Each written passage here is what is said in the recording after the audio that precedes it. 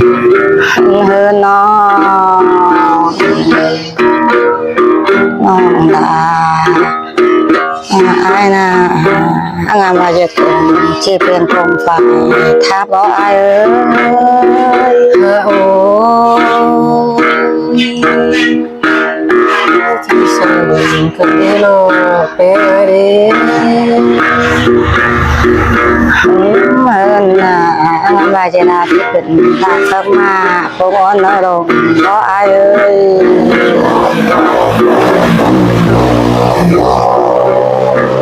ว่าเหตุผลที่เป็นการนั่นเองเนาะไปได้นี้โอ้โหที่พูดกันไม่รอ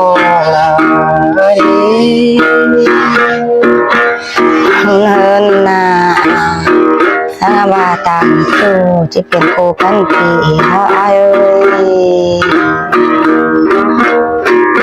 งามาส่งกันเจียถึงที่มันน่าเลยน้องไปไรนี้โอ้ที่สุดคนที่บอกไป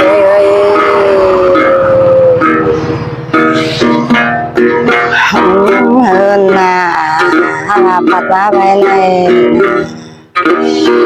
ลายครอบเขาผ้าเป็นจ้างผมเก็บเสียดาอะไรโคตรนายนะโอ้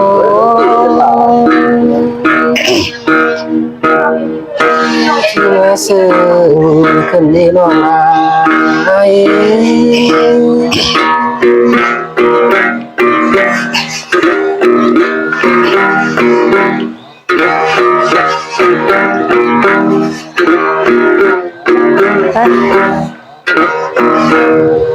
โอยจู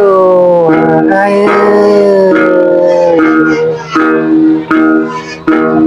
เราหามากับเมื่อนาปีหลังที่อยากจะเข้าสามเล่นอเป็นไงเล่แต่ถึงแต่เสียดาย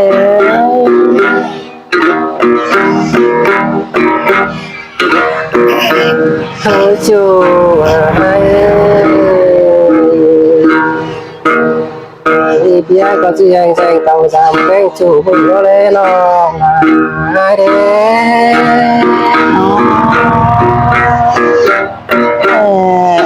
ลอยจัดเจอแต่เมื่อปีนี้นะน้องต้องทำจูซื้อมือส่งสาวก็ได้น้องไอ้พูดหน่อยนะน้องเป็นไงนะ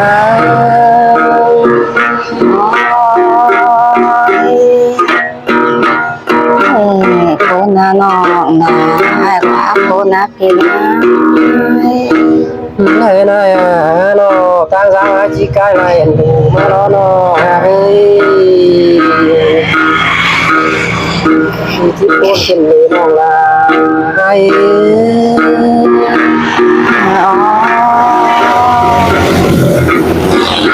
โคนา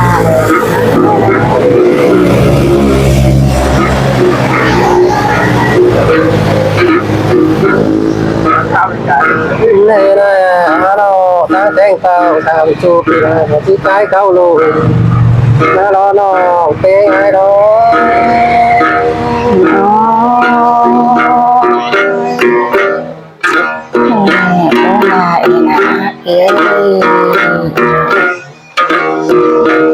เฮ้ยนะเราต้องทำเป็นที่อาชีพพูดเลยดูสั่งพูดหน่อยนะน้องมานะ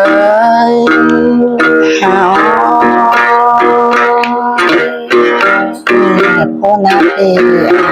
พูดนะเฮ้ยนะเราต้องทำจูบปีนาก็ว่าเพื่อเลยแล้วงามอะไรกันนี่น้องเป็นไง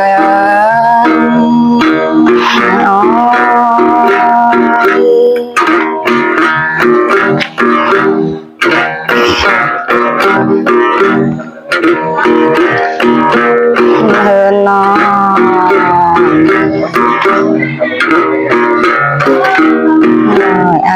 ซื้อน้องลาไอ้ก็ก็มาที่กันต่อสายเจอจะเทินเมื่อนาน้อไอ้น้อ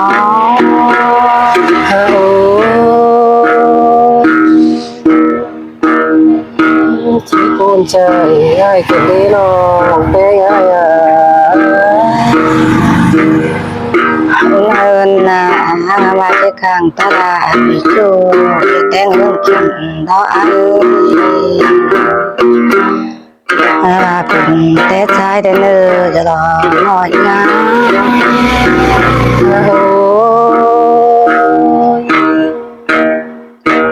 ที่คนกันนี้น้องนะ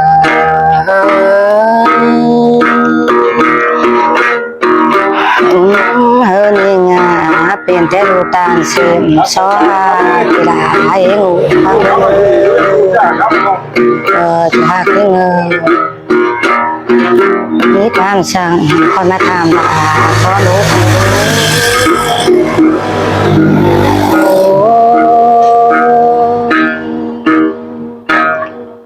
ที่คนกันนี่น้องนะเงินน่ะบอพรสร้างให้เฮ้ยคงช่องโมล้อเอ้ยหูเสือน้องเป็นยังนั่งไอ้รอ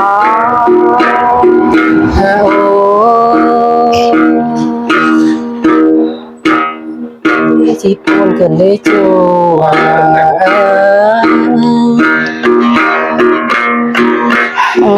เฮินน่ะฟ้าช่างคงส่งอีเอ้ยคนก่อนกันคือน้องเป็นไงนี้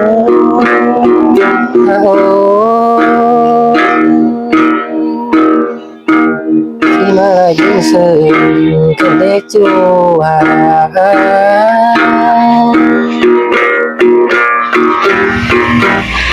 โอ้ยอาถ้าจำบาปโทษขึ้นเหี้ยวเป็นตัวกูกายเมื่อวานย่างจากบุกของ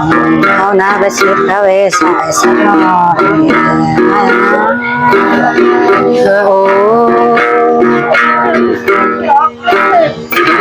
คนกันเลยน้อง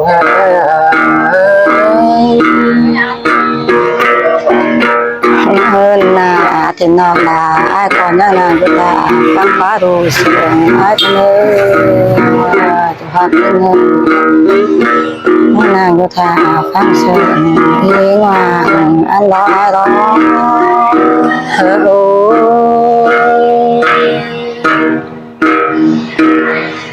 ที่คนกันเลยน้อ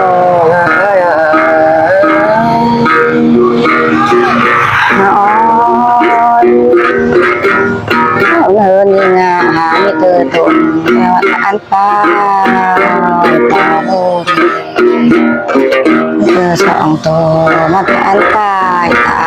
หน้าไอ้นะโอ้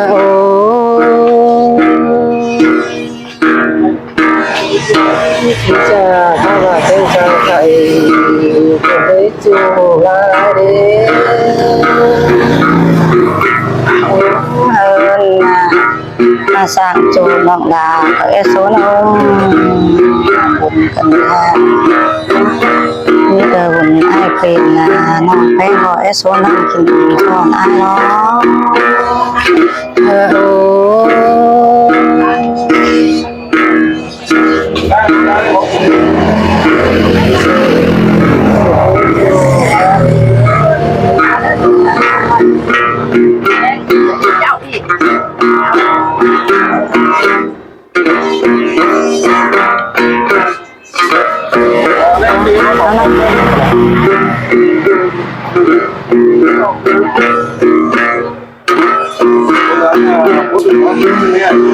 เขาปิดเขานะthôi chú đây và sáng lâu luôn mà cảm giác nó mà khám phá để em lại lại giúp ra làm cho nó bé ngay đó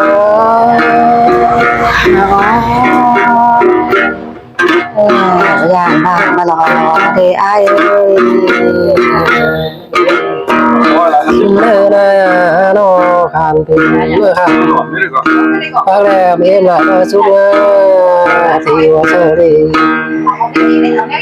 ผู้ไหนรอจูลายรอ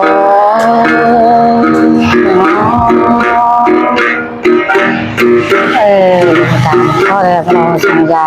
เอ้ย เฮ้ยนายรอคานเป็นได้ยิ่งดีก็เจ้าตั้งใจนันรักษาดอกว่าน้องฮักผู้ไหนนะน้องเป็นไงนะ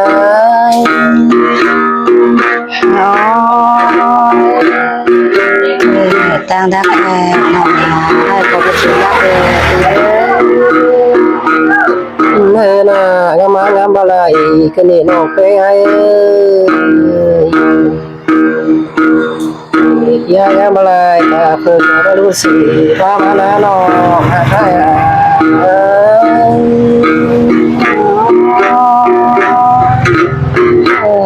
พอนะ ที่นั่งเลย เอาละ